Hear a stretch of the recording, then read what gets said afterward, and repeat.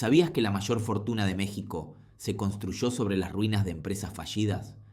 Mientras la mayoría corre asustada en una crisis, otros, como Carlos Slim, ven el letrero de oferta más grande del mundo. Su gran jugada ocurrió durante la crisis de la deuda de 1982 en México. El pánico se apoderó del mercado, las empresas se desplomaban y el capital extranjero huía despavorido. Pero Slim no veía ruinas, veía cimientos sólidos. Aplicó su fórmula: comprar compañías fundamentalmente buenas, pero ahogadas por la situación económica. Así, adquirió participaciones en gigantes como Sigatam, Sanborns y Reynolds Aluminio por una fracción de su valor real. No solo las compró, las reestructuró, las hizo eficientes y esperó. Sabía que la economía, tarde o temprano, se recuperaría, y cuando el sol volvió a brillar, él era dueño de un imperio revitalizado que valía miles de millones. Su secreto no es magia, es visión de largo plazo. En el caos no hay peligro, hay oportunidad. Imaginen la escena. Las pantallas de los mercados financieros parpadean en un rojo intenso, casi apocalíptico. Los titulares de los noticieros gritan palabras como colapso, caída histórica, pánico. En las oficinas y en los hogares, la gente observa con el corazón en un puño cómo el valor de sus ahorros, de sus empresas, de su futuro, se desvanece en cuestión de horas. El instinto primario se activa. La manada corre en una sola dirección, hacia la salida. Vender, vender, vender. Salir del mercado antes de que no quede nada. Es un tsunami de miedo que arrastra todo a su paso. Pero en medio de este caos, una figura se mueve a contracorriente. No corre, no grita, no entra en pánico. Al contrario, observa la estampida con una calma casi analítica, con una serenidad que desafía la lógica del momento. Ese hombre es Carlos Slim, y para él, el sonido del pánico generalizado es música para sus oídos. Es la señal que ha estado esperando. Mientras todos huyen de la incertidumbre, él camina tranquilamente hacia el centro del huracán con la chequera lista. Aquí es donde entra en juego su regla de oro, el principio que ha sido la piedra angular de su inmensa fortuna: comprar en tiempos de pánico. Para la mayoría de nosotros una crisis económica es una catástrofe. Para Slim es una temporada de rebajas, es la oportunidad de adquirir activos valiosos, empresas con fundamentos sólidos y un gran potencial a futuro a un precio de ganga. ¿Por qué? Porque en esos momentos de terror colectivo el mercado no distingue. El miedo irracional hace que el precio de las acciones se desplome, desconectándose por completo de su valor real, de su valor a largo plazo. Para entender el poder de esta estrategia, viajemos en el tiempo a 1982. México estaba sumido en una de sus peores crisis económicas. La deuda externa era impagable, el peso se devaluó drásticamente y el gobierno nacionalizó la banca. La confianza de los inversores, tanto nacionales como extranjeros, se evaporó. Las empresas mexicanas, muchas de ellas rentables y con una larga historia, valían una fracción de lo que valían un año antes. La gente sacaba su dinero del país a toda prisa. Era el fin del mundo para la economía mexicana, o al menos eso parecía, porque mientras todos vendían sus activos a precios de remate, Carlos Slim hacía lo contrario. Con una visión que pocos compartían, empezó a comprar. Adquirió participaciones en decenas de empresas de todos los sectores: Hulera, El Centenario, Reynolds Aluminio, Seguros de México y, de manera crucial, la tabacalera Sigatam. Él no veía empresas al borde de la quiebra, veía la infraestructura productiva de un país entero a precio de liquidación. Sabía que la crisis, por muy severa que fuera, pasaría. Y cuando el sol volviera a brillar, él sería el dueño de una parte significativa de la economía. Y así fue. Esas compras sentaron las bases del imperio que hoy conocemos como Grupo Carso, y este patrón se repite. En la crisis financiera global de 2008, mientras el mundo temblaba por la caída de Lehman Brothers, Slim vio otra oportunidad invirtió $250 millones en el prestigioso pero atribulado periódico The New York Times. Muchos lo vieron como una locura. Invertir en medios impresos en plena era digital y durante una recesión. Pero Slim no estaba comprando un periódico, estaba comprando una de las marcas más poderosas e influyentes del mundo a un precio de descuento. Años después, esa inversión le había generado ganancias millonarias. Pero no se equivoquen, esto no es un simple acto de valentía o de apostar a la suerte. Detrás de cada movimiento hay horas de análisis, un profundo conocimiento de los fundamentos de cada negocio y una disciplina de hierro. La estrategia de Slim no es comprar cualquier cosa que cae, sino identificar empresas de calidad cuyo precio ha sido castigado injustamente por el pánico del mercado. Requiere paciencia para esperar el momento exacto y un control emocional absoluto para no dejarse llevar por la histeria colectiva. Al final del día, la regla de oro de Carlos Slim es una lección magistral sobre psicología y valor. Nos enseña que las mayores oportunidades no se encuentran en los mercados tranquilos y optimistas, sino en el ojo de la tormenta, cuando la incertidumbre es máxima y el miedo nubla el juicio de todos los demás. Donde la mayoría ve un final, él ve un nuevo comienzo. Y es en ese preciso instante de pánico, cuando la puerta de la oportunidad se abre de par en par, lista para que alguien con la calma y la visión necesarias entre con la chequera en mano. A finales de los años 80, en México existía un gigante torpe, oxidado y profundamente impopular. Su nombre era Teléfonos de México, o Telmex. Era la compañía telefónica estatal y más que un servicio, para muchos mexicanos, era una fuente de frustración sin fin, una broma nacional. Querer una línea telefónica para tu casa o negocio, prepárate para entrar en una lista de espera que podía durar años. Sí, años. Conseguir un teléfono era un lujo que requería paciencia, conexiones o ambas cosas. Y si por milagro ya tenías una, la calidad era lamentable. Llamadas que se cortaban, ruidos constantes en la línea y un servicio al cliente que era un laberinto burocrático diseñado para hacerte desistir. El gobierno mexicano, en plena ola de privatizaciones, decidió que ya no quería cargar con este problema. Puso a la venta a Telmex, esperando que los grandes conglomerados internacionales se pelearan por ella. Pero ocurrió algo curioso. El entusiasmo fue, por decirlo menos, tibio. Los inversores miraban los números y veían un pozo sin fondo. Veían una infraestructura anticuada, basada en cobre y centrales analógicas, que requeriría una inversión astronómica solo para ponerse al día. Veían una deuda enorme y quizás lo más intimidante, un sindicato de trabajadores inmensamente poderoso y acostumbrado a las viejas formas. Para la mayoría de los expertos financieros, comprar Telmex era comprar un dolor de cabeza garantizado, un monstruo devorador de capital sin un retorno claro. Nadie la quería. Pero en medio del escepticismo general, un hombre veía algo completamente diferente. Donde otros veían chatarra, él veía la columna vertebral de la comunicación de todo un país. Donde otros veían un servicio deficiente, él veía una demanda gigantesca y desatendida, un mercado cautivo que suplicaba por una solución.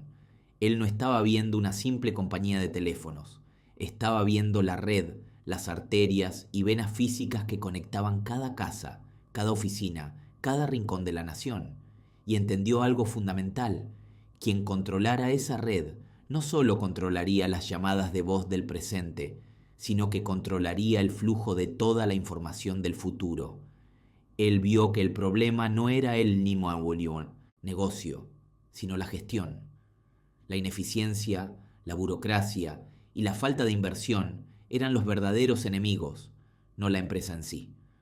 Se dio cuenta de que bajo esa capa de óxido y mala reputación se escondía el activo más valioso que un empresario podía desear, un monopolio natural. La gente no iba a dejar de necesitar comunicarse. Al contrario, la necesidad solo iba a crecer. Así que, mientras otros dudaban, él actuó. reunió a un grupo de inversores, presentó una oferta audaz y se quedó con el gigante herido. La compra fue solo el primer paso. Lo que siguió fue una transformación radical. Se invirtieron miles de millones de dólares en modernizar la red, en reemplazar el viejo cobre por fibra óptica, en digitalizar las centrales. De repente, lo que antes tomaba años, ahora tomaba semanas y luego días. Las líneas telefónicas comenzaron a llegar a millones de hogares que nunca habían soñado con tener una. Y entonces, cuando la infraestructura ya era suya, llegó la siguiente revolución: Internet. Al ser el dueño de los cables que llegaban a todas partes, el paso lógico fue ofrecer conexión a la red a través de ellos.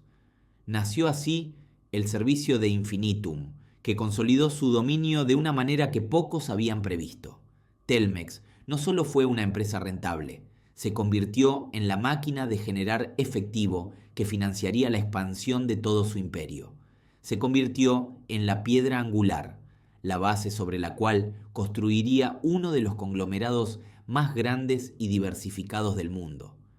Aquella apuesta, aquella visión de ver un tesoro, donde todos los demás solo veían basura, no solo lo salvó de la crisis, lo catapultó a las ligas mayores, convirtiéndolo en uno de los hombres más ricos del planeta. Todo gracias a que supo ver el monopolio que se escondía detrás de la incompetencia.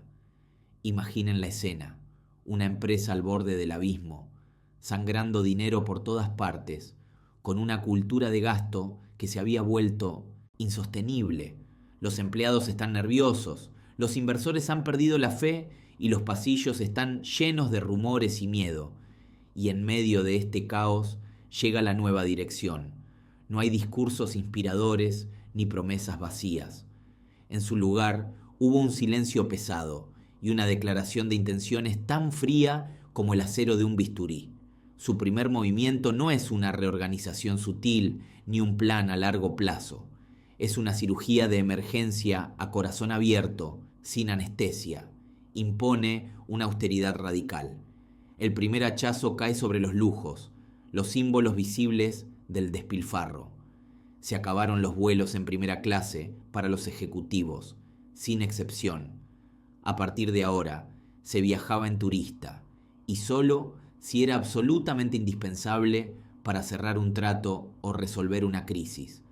Las tarjetas de crédito corporativas, que antes se deslizaban con alegría en restaurantes de lujo y hoteles de 5 estrellas, fueron congeladas y luego canceladas. Cada solicitud de gastos, por pequeña que fuera, comenzó a ser examinada bajo un microscopio. Cada café, cada taxi, cada almuerzo de negocios tenía que ser justificado con una precisión casi militar, demostrando un retorno de inversión claro y directo. La frase gasto de representación fue borrada del diccionario de la compañía, pero esto era solo la punta del iceberg. La cirugía se adentró en el día a día de la oficina. Esa máquina de café expreso de última generación que costaba una fortuna en mantenimiento y cápsulas especiales desapareció de la noche a la mañana. En su lugar apareció una simple cafetera de filtro. Los viernes de pizza y las comidas subvencionadas en la cafetería pasaron a ser una leyenda que los empleados más antiguos contarían a los nuevos. Se eliminaron las suscripciones a periódicos y revistas que nadie leía. Se cancelaron los servicios de plantas decorativas y se renegoció hasta el contrato de limpieza. El bisturí siguió cortando más profundo. Se peinó cada contrato con proveedores, cada suscripción a software, cada licencia de programas que no se usaban a su máximo potencial. Se llamó a cada proveedor para renegociar las tarifas a la baja, con la amenaza implícita de cancelar el servicio. Los presupuestos de los departamentos no fueron recortados, fueron amputados. Marketing, recursos humanos, desarrollo, todos tuvieron que aprender a hacer más, mucho más, con mucho menos. Los proyectos que no generaban ingresos inmediatos fueron puestos en pausa indefinidamente. Las contrataciones se congelaron por completo. La única puerta de salida era la de la calle. El mensaje era brutalmente claro. La era de la complacencia y la abundancia había terminado. Cada céntimo contaba. Cada decisión se medía en términos de supervivencia. Por supuesto, el efecto inmediato en la moral fue devastador. El pánico y el resentimiento se extendieron por los pasillos como una plaga. La gente que antes se sentía segura en sus puestos de trabajo ahora temía por su futuro. El nuevo líder no era visto como un salvador, sino como un verdugo que había llegado para desmantelar todo lo que conocían. Pero él no estaba allí para ganar un concurso de popularidad. Estaba allí para detener la hemorragia. Comprendía que una empresa que gasta más de lo que ingresa es como un paciente perdiendo sangre a un ritmo alarmante. Antes de poder pensar en curar la enfermedad, en fortalecer los músculos o en planificar el futuro, primero tienes que aplicar un torniquete. Doloroso, sí, impopular, por supuesto, pero era el único movimiento posible para estabilizar al paciente. Este régimen de austeridad radical no era el plan final, era el primer auxilio desesperado. Era el acto de limpiar la herida y cerrar las arterias rotas para darle a la empresa una oportunidad, por remota que fuera, de sobrevivir al día siguiente y poder, quizás, empezar a pensar en el mañana. La compañía por fin respiraba. Después de años de reestructuración, de decisiones difíciles y de navegar en aguas turbulentas, las cuentas estaban saneadas. El barco había capeado la tormenta y ahora flotaba en un mar de calma y beneficios. Para cualquier otro director ejecutivo, este habría sido el momento de repartir dividendos, de dar una palmada en la espalda a los accionistas y de disfrutar de una merecida victoria. Pero aquí no. Aquí, la calma era solo una oportunidad para preparar la siguiente, y definitiva, ofensiva. En lugar de celebrar, se tomó una decisión radical. Cada céntimo de beneficio, cada euro ganado con tanto esfuerzo, no iría a los bolsillos de los inversores. No se usaría para comprar un nuevo edificio de oficinas o para bonos de fin de año. Todo, absolutamente todo, iba a ser reinvertido, pero no de cualquier manera. Se iba a inyectar de forma masiva, implacable y agresiva en la modernización total de la infraestructura de la empresa. El objetivo era simple en su concepción, pero brutal en su ejecución. Crear una barrera tecnológica y de capital tan alta, tan ancha y tan formidable que ningún competidor, ni presente ni futuro, pudiera soñar con superarla. No se trataba de comprar ordenadores nuevos o de actualizar un par de máquinas. Se trataba de una demolición y reconstrucción desde los cimientos. Las viejas fábricas, que durante décadas habían sido el corazón de la producción, fueron desmanteladas. En su lugar, se levantaron instalaciones de vanguardia, automatizadas casi por completo. Robots de última generación, capaces de trabajar 24 horas al día sin descanso y con una precisión milimétrica, se hicieron cargo de las líneas de ensamblaje. Almacenes inteligentes, gestionados por algoritmos y drones, optimizaron la logística hasta un punto que parecía ciencia ficción. Pero el acero y los circuitos eran solo la capa externa. La verdadera revolución estaba ocurriendo en el plano digital. Se invirtieron fortunas en construir un sistema nervioso central para la compañía, una infraestructura de datos sin precedentes, servidores de alta velocidad, computación en la nube a una escala masiva y, lo más importante, una inversión brutal en inteligencia artificial y análisis predictivo. Ahora, la empresa no solo reaccionaba al mercado, se anticipaba a él, podía prever la demanda, optimizar la cadena de suministro antes de que surgieran los problemas y personalizar productos para clientes individuales a una escala industrial. Mientras tanto, sus competidores seguían operando con la lógica del siglo XX. Celebraban pequeños aumentos de eficiencia, mientras esta empresa estaba dando un salto cuántico. Cuando los rivales se dieron cuenta de lo que estaba ocurriendo, ya era demasiado tarde. El abismo era insalvable. La primera barrera era la tecnológica. La nueva infraestructura permitía a la empresa producir más rápido, con una calidad superior y, sobre todo, a un coste por unidad dramáticamente más bajo. Cualquier competidor que intentara igualar sus precios se desangraría financieramente. Cualquier que intentara igualar su calidad tendría que cobrar precios que el mercado no aceptaría. estaban atrapados.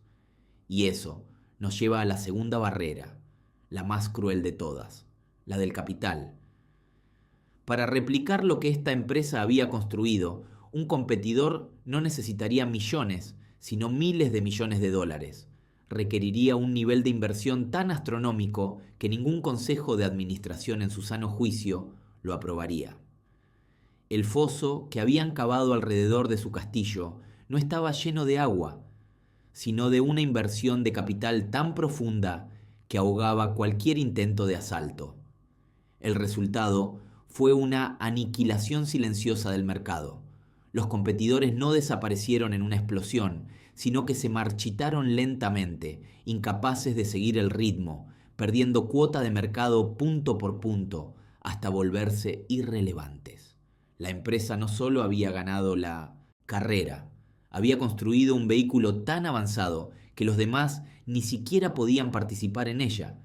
Habían creado un monopolio de facto, no a través de tácticas ilegales, sino a través de una ambición y una visión tan aplastantes que habían rediseñado por completo las reglas del juego a su favor. Lo que acabamos de describir no fue un golpe de suerte ni una jugada aislada. Fue el nacimiento de un manual de operaciones, una fórmula probada que se convertiría en el ADN de América Móvil. Con el éxito de Telmex y Telcel en México como prueba de concepto, Carlos Slim y su equipo no vieron un final, sino el primer capítulo de una saga mucho más ambiciosa. La estrategia estaba clara y el siguiente paso era exportarla. Latinoamérica, a finales de los 90 y principios de los 2000, era un mosaico de oportunidades. Muchos países tenían operadoras de telecomunicaciones que eran reflejos de lo que Telmex había sido. Antiguas empresas estatales, con infraestructuras anticuadas, burocracia pesada y una enorme incapacidad para satisfacer la creciente demanda de una población ansiosa por conectarse. Eran gigantes dormidos, con un potencial inmenso, pero atrapados en la ineficiencia. Eran el objetivo perfecto. Así comenzó una de las expansiones corporativas más rápidas y contundentes que ha visto la región. El manual se aplicó con una precisión casi militar, una y otra vez. El primer paso era siempre la adquisición. América Móvil buscaba empresas en problemas, ya fuera por deudas, por falta de inversión o por una mala gestión. Negociaban la compra, a menudo a precios que parecían una ganga, porque veían el valor oculto que otros no podían o no querían ver. Una vez que la empresa estaba bajo su control, comenzaba la verdadera transformación. La segunda fase era una inyección masiva de capital y, sobre todo, de conocimiento operativo. Llegaban los equipos de ingenieros y directivos con la experiencia forjada en 1900 México. Lo primero era modernizar la infraestructura. Se invertían cientos, a veces miles de millones de dólares en desplegar nuevas antenas, en cambiar el viejo cobre por fibra óptica, en actualizar las redes para soportar más llamadas, más mensajes y pronto la explosión de los datos móviles. Paralelamente, se aplicaba una estricta cultura de austeridad y eficiencia operativa, el famoso estilo Carso. Se optimizaba cada proceso, se renegociaban los contratos con los proveedores y se eliminaban los gastos superfluos. La idea era hacer que la operación fuera lo más esbelta y rentable posible, asegurando que cada centavo invertido generara el máximo retorno. Y quizás el punto más revolucionario que se replicó en cada nuevo mercado fue el enfoque en el mercado masivo a través del sistema de prepago. En una región donde gran parte de la población no tenía acceso a crédito o cuentas bancarias, esperar que la gente firmara contratos a largo plazo era una barrera insuperable. El prepago democratizó el acceso al teléfono móvil. Cualquiera podía comprar un teléfono básico y una tarjeta con saldo por unos pocos dólares. Esto desató una demanda reprimida y el número de suscriptores se disparaba exponencialmente en cada país al que llegaban. El modelo se replicó en Brasil, comprando participaciones en varias operadoras hasta consolidarlas en lo que hoy conocemos como Claro Brasil. Se repitió en Colombia, en Perú, en Argentina, en Ecuador y por toda Centroamérica y el Caribe. El mapa de las telecomunicaciones de la región empezó a teñirse con los colores de sus marcas. Cada nueva adquisición no era una entidad aislada, se integraba a una maquinaria continental. Esto generó enormes economías de escala. Al comprar equipos de red para una decena de países a la vez, América Móvil podía negociar precios con proveedores como Ericsson o Nokia, que ninguna otra operadora local podía igualar. Podían compartir desarrollos tecnológicos, plataformas de servicio y estrategias de marketing. Se creó un círculo virtuoso. Cada nueva operación hacía al conglomerado más fuerte, y esa fuerza le permitía adquirir y transformar a la siguiente con aún más eficacia.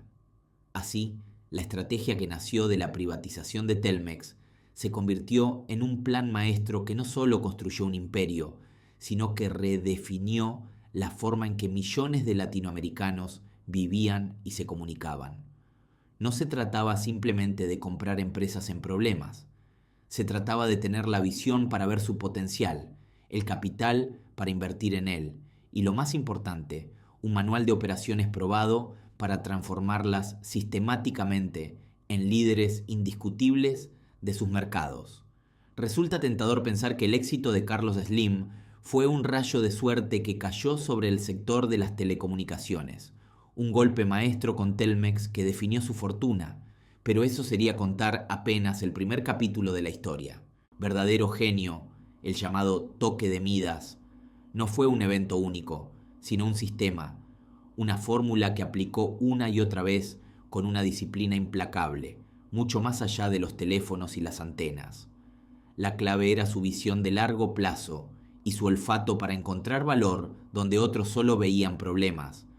No buscaba crear empresas desde cero, sino identificar gigantes dormidos, compañías con historia, con una marca reconocida, pero que por mala gestión, falta de capital o crisis económicas se encontraban en la lona, a punto del knockout. Su lógica era sorprendentemente sencilla en teoría, pero brutalmente difícil en la práctica. Comprar barato, inyectar capital, aplicar una austeridad espartana y optimizar cada centavo de la operación. Pensemos en Sanborns. Para muchos mexicanos, Sanborns es más que una tienda, es una institución. El restaurante de los azulejos, el lugar para comprar un regalo de último minuto, una revista o simplemente tomar un café. Pero en los años 80 la empresa, aunque querida, estaba en serias dificultades financieras. Aquí es donde entra en juego la fórmula. Grupo Carso adquiere una participación mayoritaria y comienza la transformación. No se trató de cambiar la esencia de Sanborns, sino de sanear sus entrañas. Se renegociaron deudas, se optimizó la cadena de suministro, se centralizaron las compras para obtener mejores precios y se controló el inventario con una precisión milimétrica. Pero el verdadero toque de Midas fue la sinergia. De repente Sanborns no era solo una tienda departamental, se convirtió en un punto de venta estratégico para los otros negocios del grupo. ¿Necesitabas pagar tu recibo de Telmex? Podías hacerlo en Sanborns. ¿Querías contratar un plan de Telcel? Los vendedores estaban allí. La tarjeta de crédito de la tienda se convirtió en un producto financiero impulsado por Inbursa, el brazo bancario del grupo. Sanborns fue rescatado, sí, pero más importante aún, fue integrado en un ecosistema comercial que se retroalimentaba constantemente. Dejó de ser una isla para convertirse en un puerto clave de un imperio en expansión. Ahora, cambiemos de escenario.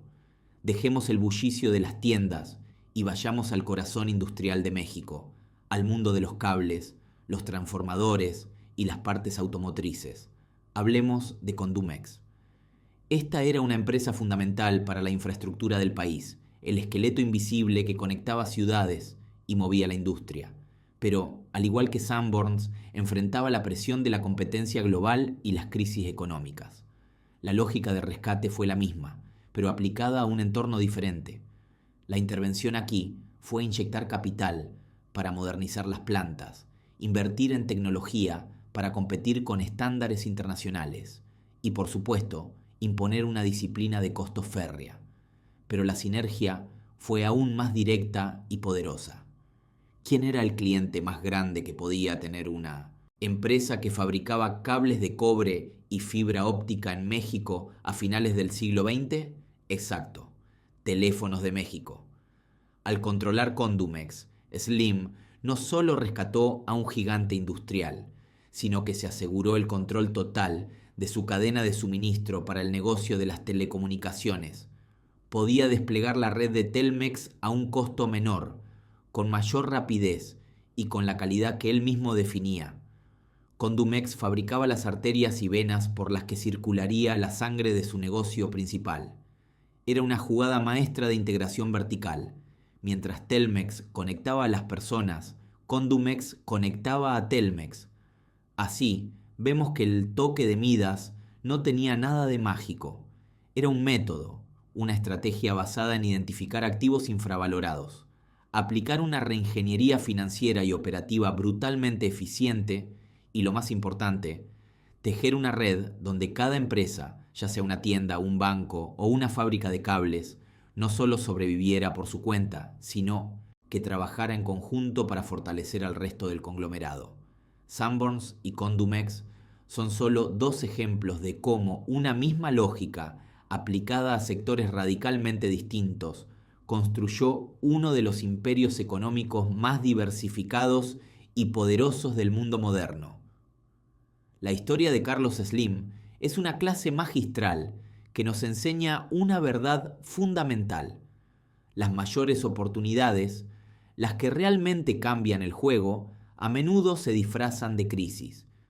Mientras la mayoría de la gente ve pánico y corre a vender, los visionarios como él ven una rebaja única y se preparan para comprar. Pensemos en la devastadora crisis de la deuda de 1982 en México. El pánico era total. Empresas nacionales, gigantes de la industria, se vendían a precios de remate, casi regaladas. El capital huía despavorido. Era el escenario perfecto del apocalipsis económico, pero en medio de ese caos, Slim no vio ruina, vio potencial, vio el valor fundamental que todos los demás, cegados por el miedo, habían olvidado. Con una calma casi quirúrgica, comenzó a adquirir participaciones en empresas clave de todos los sectores. Y aquí es donde su genio se revela. No era una apuesta ciega, era una fe calculada en la resiliencia de su país, combinada con una disciplina financiera de hierro. Durante los años de bonanza, él no se había sobreendeudado. Había acumulado liquidez, preparándose, quizás sin saberlo, para el momento en que todo estaría en oferta. Y ese es su verdadero legado. Más allá de los miles de millones, es una lección poderosa sobre cómo la visión para ver más allá del presente y la disciplina para estar preparado cuando llega la tormenta pueden literalmente transformar el plomo de una economía en quiebra en el oro de un imperio duradero. Nos enseña que en el tablero de las finanzas y de la vida, el movimiento más valiente es el que se hace cuando todos los demás están paralizados por el miedo.